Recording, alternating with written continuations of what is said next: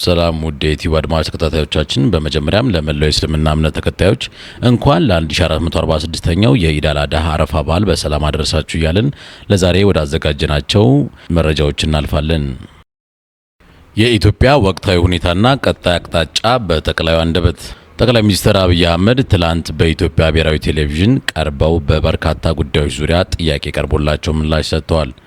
በምላሻቸውም ስለ ኢትዮጵያዊነት በተለይም ብዙዎች ስለሚተቹት የለውጥ ወቅትና የለውጥ ማግስት ሁኔታዎች እንዲሁም በዚህ ሂደት ውስጥ መንግስታቸው ስለገጠመው ፈተና ሰፋ ያሉ ማብራሪያዎችን ሰጥተዋል። ጠቅላይ ሚኒስትር አብይ አህመድ ከማንነት ጋር በተያያዘ ለተነሳላቸው ጥያቄ በኢትዮጵያ በርከት ባሉ ሰዎች ላይ የማንነት አረዳድ ችግር እንደሚታይ አንስተው የሰው ልጅ በአንድ ማንነት ብቻ ሊገለጽ አይችልም ብለዋል። ማንነትን በአንድ ነገር ብቻ ስንገልጽ አንደኛውን አጉልተን ሌላውን ማኩሰስ ስንጀምር የኢትዮጵያዊነት ምንነትና ትርጉም ትክክለኛውን ሚዛን ይስታል ሲሉም ተገልጸዋል። ከኢትዮጵያዊነት በታች ያሉ ማንነቶች አሉ፣ ነገር ግን እያነሱ ይሄዳሉ። ወደ ትልቁ ወደሚሰበስበን ወደሚያጸናንና ወደሚያዘልቀን ማንነት ይሰበሰባሉ ሲሉም አብራርተዋል። የኢትዮጵያዊነት ምንነት ላይ ሳንግባባ በሌሎች ጉዳዮች ላይ መነጋገር አስቸጋሪ መሆኑን በማንሳትም የኢትዮጵያውያን ህብር ማንነቶች የመለያየት ምክንያት እንዳይሆኑ እንደ አንድ ቤተሰብ የሚያደርግ አሰባሳቢ ትርክት ያስፈልጋል ብለዋል። ማንኛውንም ትልሞቻችንን ልናሳካ የምንችለው በግዙፉ የኢትዮጵያዊነት ማንነት ውስጥ ነው። ኢትዮጵያዊነት አሰባሳቢ ትርክት ነው ሲሉ ነው የገለጹት ጠቅላይ ሚኒስትር አብይ። በአሰባሳቢው የኢትዮጵያዊነት ማንነት ውስጥ ቀጣይ ትልሞችን ለማሳካት ለነገ የሚሆንናም ብሔራዊ ጥቅምን ያስቀደመ ስራ መስራት እንደሚገባ አብራርተዋል። በቅርቡ በፈረንሳይ የኖተርዳም ካቴድራል መጎብኘታቸው በማስታወስም ቤተክርስቲያኑ ጀምሮ ለመጨረስ 200 ዓመታት መፍጀቱን ጠቁመዋል። ይህ የሚያሳየው ታዲያ የዚህ ቤተክርስቲያን ግንባታ የጋራ የሆነ ፈረንሳዊ ጥቅም እንጂ የግለሰቦች ወይም የኩባንያዎች ጥቅም ሊሆን የማይችል መሆኑን የገለጹት እንደ ጠቅላይ ሚኒስትሩ ገለጻ ብሔራዊ ጥቅም ከግል መሻት የተሻገረ በትውልድ ቅብብሎች መካከል የሚጸና ነው። ኢትዮጵያዊነትም የሚጸናው በዚህ ውሳቤ ነው ሲሉ አስምረውበታል። ኢትዮጵያውያን ሀገር ለማጽናት ብዙ ትብብር ማድረግ እንደሚገባ ገልጸው የኢትዮጵያውያን ዕጣ ፈንታ እስከ ሞት ድረስ ከሀገራቸው ጋር የተሳሰረ መሆኑን አንስተዋል። ማሳያ ይሆን ዘንድም ስንኖር ኢትዮጵያዊ ስንሞት ኢትዮጵያ በሚል የራሳቸው ንግግር በመጠቀም አንድ ወዳጄ ይህ ንግግር አግላይ ነው፣ ምክንያቱም ስንኖር ዳያስፖራ ስንሞት ኢትዮጵያ እንሆናለን ብሎኛል ሲሉ አስታውሰዋል። በተለይም ዳያስፖራው ህይወቱ ሲያልፍ እንኳን የመጨረሻ ማረፊያውን በኢትዮጵያ ማድረግ ይመርጣል። እንደሚያደርጉ ሰዎች ለዚህ ምኞታቸው የሚያቀርቡት ምክንያት አሳማኝ ሳይሆን ነገር ግን ኢትዮጵያን በአስቸጋሪ ሁኔታዎች ውስጥም ይህ የወገኖቻቸው ምኞት እንዲሳካ ሲረባረቡ ይታያሉ ሲሉ ገልጸዋል። እንዲህ ለሀገር ያለ መውደድን ከሞት በኋላ እንኳን ለማረፊያ የሚመኟትን ሀገር በህይወት እያሉ በሚሰራው ስራ ላይ ደካማ ነው ሲሉ ትዝብታቸውን አስቀምጠዋል። ሰው ሞቶ እንኳን የመጨረሻ ማረፊያ ሀገሩ እንድትሆን የመመኘቱን ያህል የሚወዳትን ለማረፊያው የሚመኛትን ሀገር ለማጽናት ግን በሚገባ ሲተጋ አይታይም ብለዋል። በመሆኑም በተለያዩ ሀገራት የሚገኙ ኢትዮጵያውያን ለሀገራቸው መጻኢ የተሻለ እንዲሆን እንዲሰሩ ጥሪ አቅርበዋል። ጠቅላይ ሚኒስትሩ የለውጡን ዋዜማ በተመለከተ የትኛውም ኃላፊነት የሚሰማው መንግስት እኛ ከወሰነው ውሳኔ ውጪ ምርጫ አይኖረውም ነበር ሲሉ ተሰምተዋል። ነገር ግን ውሳኔዎች ሁሉ እንደተጠበቀው በጎ ምላሽ ብቻ እንደማይኖራቸው ጠቅሰው ያለው አማራጭ ውሳኔ ወስኖ ጉዳቱን መቀነስ ወይም ጉዳት ፈርቶ አለመወሰን እንደሆነ ገልጸዋል። ጉዳትን ፈርቶ ውሳኔ መወሰን ካልተቻለ ባለበት መቀጠል ስለሚሆን ውሳኔ ወስኖ የውሳኔውን ጥቅም እንዲጎላ መስራት አማራጭ የሌለው ጉዳይ እንደነበር ጠቅሰዋል። ይህ አካሄድ ኃላፊነት የሚሰማው አካል የሚከተለው መንገድ በመሆኑ የፖለቲካና የሚዲያ አውዱም ያለምንም ቅድመ ሁኔታ ክፍት እንዲደረግ መወሰኑን ገልጸዋል። በወቅቱ ክፉን ከበጎ የሚል ተቋም ስላልነበረ ለሁሉም መድረክ የመስጠት ውሳኔ እንደተወሰነ ያስታወሱ ጠቅላይ ሚኒስትር አብይ ይህ ደግሞ ህዝብ መዝኖ እንዲወስን እድል ይፈጥራል ብለዋል። ጠቅላይ ሚኒስትሩ በለውጡ ማግስት ተፎካካሪ ፖለቲካ ኃይሎች ወደ ሀገር እንዲገቡ መደረጉ ያተረፍንበት ውሳኔ ነው ያሉ ሲሆን በለውጡ የተቀበልናት ኢትዮጵያ በበርካታ ችግሮች ውስጥ የነበረች መሆኗን አንስተዋል። ለአብነትም ለሰራተኞች ደሞዝ መክፈል የማይቻልበት 59% አጠቃላይ ሀገራዊ ዕዳ የነበረባት፣ በመሬት አቀማመጥ እስረኛ የሆነች፣ የተቋም ድቀት የነበረባትና በርካታ አሳሪ ህጎች እንዲሁም ከፋፋይና በታኝ ትርክት የተስፋፋባት ነበረች ብለዋል። በተጨማሪም የሚዲያና የፖለቲካ አውዱ የተሳከረ እንደነበር አውስተው በወቅቱ የነበረው ጥያቄ እንፈርሳለን አንፈርስም የሚል እንደነበር አስታውሰዋል። በዚህ ሁኔታ ያለ ሀገርን የሚመራ መንግስት ጠንከር ያለ ፈታኝ ውሳኔዎችን መወሰን እንደሚጠበቅበትም አስረድተዋል። ውሳኔዎቹ ሙሉ በሙሉ መልካም ግብረ መልስ ይኖራቸዋል ማለት ባይሆንም መደረግ ያለበት ጥቅሙ ማጉላትና ጉዳቱን መቀነስ እንደሆነ አስገንዝበዋል። በመሆኑም በነበረው አውድ ሚዲያውን፣ የፖለቲካ ሁኔታውን፣ ተቋማት ግንባታውን፣ ተፎካካሪ ፖለቲካ ኃይሎች ወደ ሀገር እንዲገቡ፣ እስረኞች እንዲፈቱ በመወሰን የፖለቲካ ሁኔታውን ለመቀየር መሰራቱን አስረድተዋል። የተፈታው እስረኛ ሁሉ ለሀገር ጠቃሚ ነው፣ ወንጀል ሳይሰራ ጥፋት ሳያጠፋ ነው የታሰረው ብለን ሳይሆን ከነበረው ተቋም ስብራት አንጻር ይህንን ለመለየት የሚያስችል ሁኔታ ባለመኖሩ ነው ብለዋል። በዚህ ምክንያት መልካሙን ከክፉ ደምሮ በጊዜ ሂደት እየጠራ እንዲሄድ መወሰን እንደነበረበት ነው ያስገነዘቡት። እኛ ስንመጣ መጀመሪያ ቃል የገባ ነው ኢትዮጵያ ውስጥ ዲሞክራሲ ማምጣት ነው ያሉት ጠቅላይ ሚኒስትር ዶክተር አብይ አህመድ ሁሉንም አካላት እንዳይገቡ ብንከለክል የምናስበውን ዲሞክራሲ ልናመጣ አንችልም ነበር ብለዋል።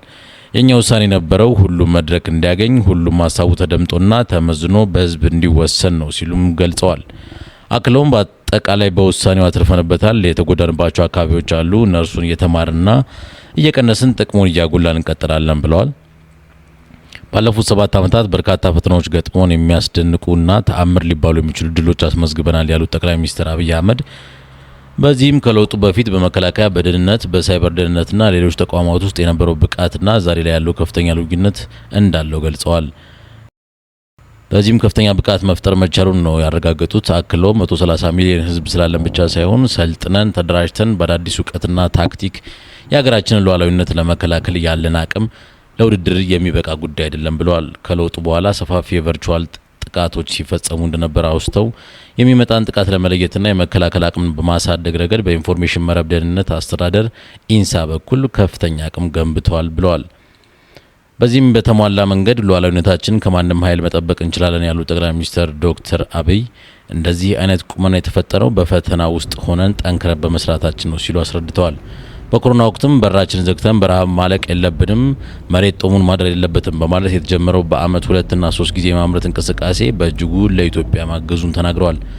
ጠቅላይ ሚኒስትሩ የኢትዮጵያንና የብልጽግና መሰረት እስከምንጥል ድረስ ትጋቱም ውጤቱም ይቀጥላል ያሉ ሲሆን በተለመደው አሰራር መሪዎች ከቢሮ ስለማይወጡና ጉዳዩን በአይናቸው ስለማያዩ በርካታ የውሸት ሪፖርቶችን እንደሚቀርቡ አንስተዋል። በአንጻሩ ስራውን እያዩ የሚመሩ ቁርጠኛ አመራሮች ባሉበት አካባቢ ተግባራትም በፍጥነት ይከናወናሉ ብለዋል። በዚህም ወደ መሬት ወርደን ስራዎችን በአካል እየተከታተልን ስንሰራ በርካታ ትምህርት ይገኝበታል። አድካሚ ቢሆንም ለሰዎች ጉልበት ሰጪ ክትትል ያስፈልጋል ብለዋል። በዚህ መልኩ ጀምረን አስበን ያልጨረስነው ፕሮጀክት የለም ሲሉ ገልጸዋል። የማይመስሉና በእኛ አቅም የማይታሰቡ ጉዳዮች እናስባለን፣ ነገር ግን ስለሚመሩና ክትትል ስለሚደረግባቸው ይጠናቀቃሉ ሲሉ አብራርተዋል። ሀሳቡ አለን፣ ሀሳብ ብቻ ሳይሆን ለመወከል የሚያስችል ትጋቱ አለን ያሉት ጠቅላይ ሚኒስትሩ ህዝባችን ይዘን የኢትዮጵያ ብልጽግና መሰረት እስከምንጥል ድረስ ትጋቱም ውጤቱም ይቀጥላል ሲሉ አረጋግጠዋል። ሐኪሞች፣ አስተማሪዎች፣ ወታደሮች፣ ፖሊሶች፣ ሚኒስትሮች፣ ጠቅላይ ሚኒስትሩ፣ እኔ ሁላችንም የደሞዝ ጥያቄ አለብን። በሰከነ መንገድ አቅማችንን እያገናዘብን ምላሽ እየሰጠ መሄድ ያስፈልጋል ብለዋል። የኢፌዴሪ ጠቅላይ ሚኒስትር አብይ አህመድ የጤና ባለሙያዎችን እያነሱት ካለው ጥያቄ ጋር በተያያዘ አስተያየታቸውን ሰጥተዋል። ጠቅላይ ሚኒስትሩ አስተያየታቸውን የሰጡት ከኢትዮጵያ ቴሌቪዥን ጋር በነበራቸው ቆይታ ነው። ጠቅላይ ሚኒስትር አብይ አሁን በቅርቡ ሐኪሞች ጥያቄ አንስተዋል። አብዛኛው ሐኪም ያነሳው ጥያቄ ሌጂቲሜት ወይም ህጋዊ ነው፣ ይህም ምንም ጥያቄ የለውም ብለዋል። ከደሞዝ ጋር የሚያያዝ ችግር አለብን። ሌጂቲሜት ነው። መምህሩ አለው፣ ሌጂቲሜት ነው። ሚዲያው አላችሁ፣ ሌጂቲሜት ነው። እኔም አለኝ፣ ሌጂቲሜት ነው።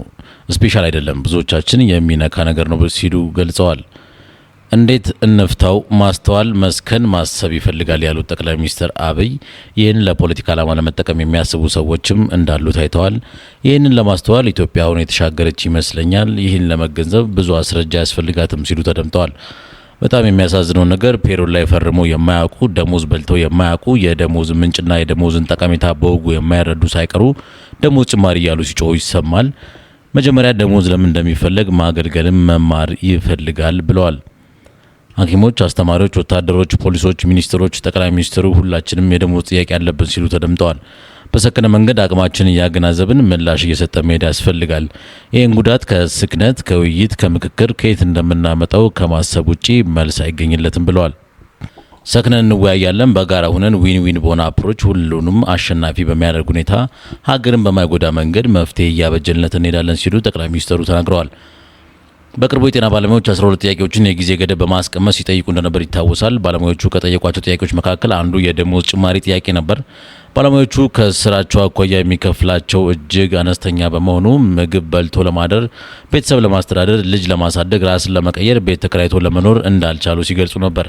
ከደሞዝ በተጨማሪ የቤት ኪራይ፣ የተጋላጭነት ሀብል ላይ ማስተካከያ እንዲደረግ፣ በስራ ላይ ያሉ በበሽታ ለተጠቁ ባለሙያዎች ካሳ እንዲሰጥ፣ እንደ ማንኛውም የመንግስት ሰራተኛ በመታወቂያ የነጻ ትራንስፖርት ተጠቃሚ እንዲሆኑ አሊያም ገበያውን ያማከለ የትራንስፖርት ሀብል እንዲታሰብላቸው፣ ባለሙያው ከቀረጥ ነጻ መኪና አስገብቶ እንዲገለገል፣ የትርፍ ሰዓት ክፍያ በሁሉም ጤና ተቋማት ላይ ህግን መሰረት አድርጎ በተመሳሳይ እንዲሰራ፣ ጊዜውን ጠብቆም እንዲከፈል፣ ባለሙያው ሲጠየቅ የሰራንበት ክፍያ ከአመት በላይ በማዘግየት የሚበድሉ ተቋማት ላይ እርምጃ እንዲወስድ፣ መብት ሲጠየቅ ማሰር፣ ማሰቃየት፣ ማሸማቀቅና ማስፈራራት እንዲቆም፣ እንዲህም ካደረጉ ለህግ እንዲቀርቡ፣ ጤና ሚኒስቴር ለሁሉም የጤና ባለሙያዎችና ቤተሰቦቻችን በሁሉም የመንግስትም ሆነ የግል ተቋማት ላይ የነጻ ሕክምና አገልግሎት እንዲያስጀምር፣ ውጪ ሂደው መታከም ላለባቸው ባለሙያዎች ግማሽ ወጪ እንዲሸፍን፣ የኑሮ ግሽበትን ያማከለ ድጋፍ እንዲያደርግ፣ ባለሙያዎች በሚሰሩበት አካባቢ የቤት ወይም የማህበር መስሪያ ቤት ተጠቃሚ እንዲሆኑ፣ በረጅም ጊዜ ክፍያ የሚገዙበትን መንገድ እንዲመቻች፣ በስራ ቦታ ላይ ሰላማዊ መስተጋብርና ደህንነቱ የተጠበቀ የመማር ማስተማር ሂደትና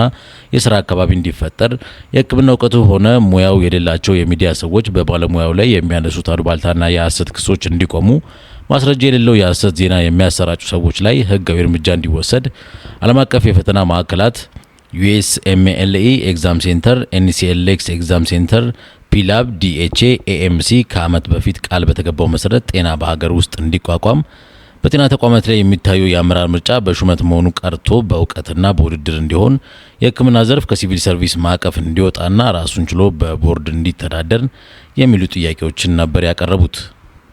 ስለ ጎረቤት ሀገር የምናደርሳችሁ መረጃ ይኖራል። ከኢትዮጵያ ተጨማሪ የኤሌክትሪክ ኃይል ለኬንያ ለማቅረብ ድርድር እየተደረገ መሆኑ ተገለጸ።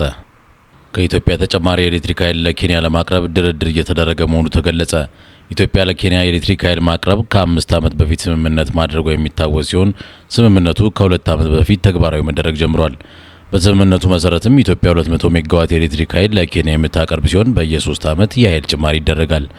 የኢትዮጵያ ኤሌክትሪክ ኃይል ኮርፖሬት ኮሚኒኬሽን መምሪያ ዳይሬክተር አቶ መጎስ መኮንን ስምምነቱ በየ3 ዓመቱ 200 ሜጋዋት ተጨማሪ ኤሌክትሪክ ኃይል መላክ የሚያስችል መሆኑና በዚህ መሰረት አሁን ለኬንያ ከሚቀርበው 200 ሜጋዋት ወደ 400 ሜጋዋት ከፍ እንደሚል ገልጸዋል። አሁን ስምምነቱ ከተጀመረ 2 ዓመት ሆኖታል። ስለዚህ በውሉ መሰረት ከ1 ዓመት በኋላ ተጨማሪ 200 ሜጋዋት ኃይል ይላካል ብለዋል። ተጨማሪ 200 ሜጋዋት መላክ ሲጀመር የታሪፍ ማስተካከያ ይደረጋል ወይ ተብሎ ከሪፖርተር ለቀረበላቸው ጥያቄም በሰጡት ምላሽ የታሪፍ ማሻሻያ ማድረግ አስፈላጊ ከሆነ ከ1 ዓመት በኋላ ተጨማሪ 200 ሜጋዋት በሚላክበት ወቅት በሚደረግ ስምምነት ሊደረግ እንደሚችል ገልጸዋል።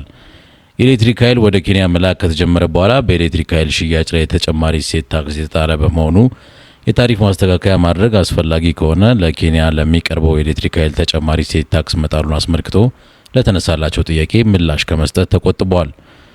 የኢትዮጵያ ኤሌክትሪክ ኃይል ዋና ስራ አስፈጻሚ አሸብር ባልቻ የ2016 ዓ.ም የስራ አፈጻጸም ሪፖርታቸውን ለሚዲያ አካላት ገለጻ ባደረጉበት ወቅት ከ2015 ዓ.ም ጋር ሲነጻጸር የ6 በመቶ እድገት ማሳየቱን ገልጸው የነበረ ሲሆን ለዚህም የኬንያ ፍላጎት መጨመሩን በምክንያትነት ገልጸው ነበር።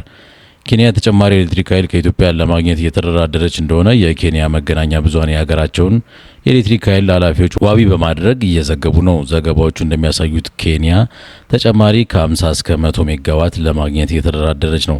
ይህ ድርድር በስምምነቱ መሰረት ከ1 ዓመት በኋላ ከሚኖረው 200 ሜጋዋት ዋጋ ጭማሪ ጋር የተያያዘ ይሁን ወይ ተጨማሪ የኃይል አቅርቦት ለመኖሩ ዝርዝር ማብራሪያ አልተዘገበም።